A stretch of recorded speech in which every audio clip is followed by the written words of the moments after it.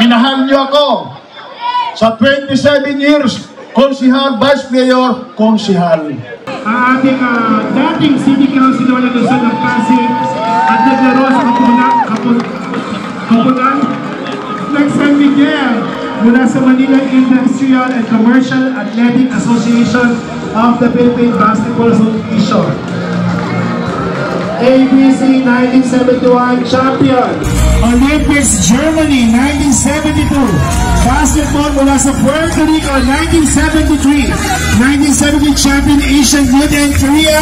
Palapakan natin Konsehal Yoyong Martinez. Pumanaw sa edad na 77 ang dating konsehal at naging vice-alkalde ng lungsod Pasig na si Yoyong Martirez.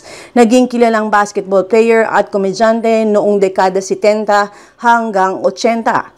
Nagsilbi bilang konsehal noong taong 1995 hanggang 2004, naging vice mayor mula 2004 hanggang 2013 at ipinagpatuloy ang serbisyo publiko bilang konsehal ng Distrito 2 noong taong 2013 hanggang 2022 sa ilalim ng pamumuno ng kasalukuyang alkalde na si Vico Soto. Sa lungsod ng Pasig! Palakpakan Pasig City!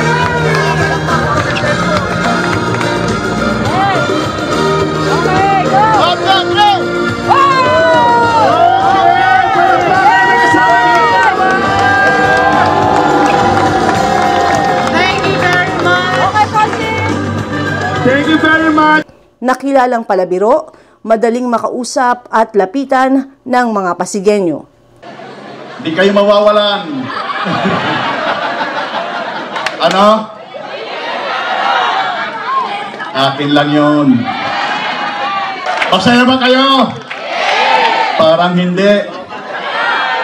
Mahal kayo, Mayor Vico? May bonus kayo? Nasaan? Ang dami tumuturo, kaliwat kanan.